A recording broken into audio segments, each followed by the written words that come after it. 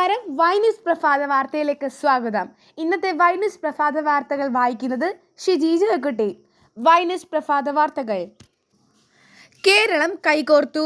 സൗദിയിൽ മലയാളിയുടെ വധശിക്ഷ ഒഴിവാക്കുന്നു. 34 കോടി രൂപ ദയാധനം നിശ്ചിത ദിവസത്തിനു മുൻപേ സമാഹരിച്ചു.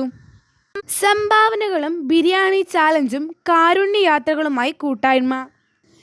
സിദ്ധാർത്ഥിന്റെ മരണം. CBI ഫോറൻസിക് ടീം ഇന്ന് വയനാട്ടിൽ. മനോരമ പുഷ്പമേള തുടങ്ങി. ഉദ്യാന ഭംഗിയിൽ ആശ്രാമം ശ്രീകൃഷ്ണ ക്ഷേത്രം വിഷുത്സവം. ഇന്ന് തിരുവാഭരണ ഘോഷയാത്ര.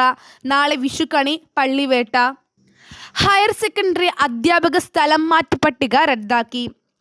ഇറാൻ ഇസ്രായേലിനെ ഉടൻ ആക്രമിച്ചേക്കുമെന്ന് റിപ്പോർട്ട്.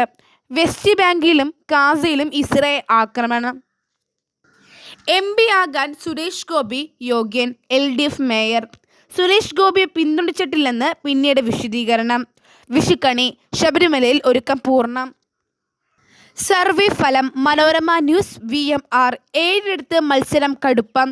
UDFന് 8% വോട്ടിന് ലീഡ്. കേന്ദ്ര സംസ്ഥാന സർക്കാരുകൾക്ക് വിമർശനം.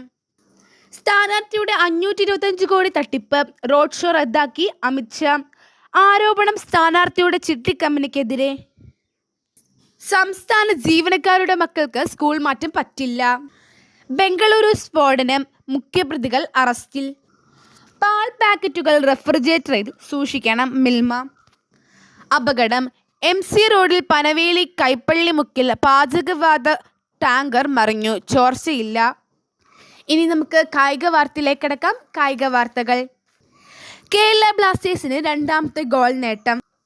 ഹൈദരാബാദിനെ തോൽപ്പിച്ച് കേരള ബ്ലാസ്റ്റേഴ്സ്. ലക്നൌവിനെതിരെ 6 വിക്കറ്റ് ജയം. Kuldeep Yadav player of the match. ഡൽഹിക്ക് ജയം. യൂറോപ്പ ലീഗ് ലിവർപൂളിനും SC മിലാനും തോൽവി. Chef D mission Mary com പിന്മാറി. വ്യക്തിപരമായ കാരണങ്ങളൊന്ന് വിശദീകരണം. ആറാടി ഗോകുലം 6 ഗോൾ നേടി ജയിച്ചു. ഗുകേഷിന് തോൽവി. ഇതോടെ വൈന്യൂസ് പ്രഭാത വാർത്തകൾ ഇവിടെ അവസാനിച്ചിരിക്കുന്നു. നന്ദി, നമസ്കാരം.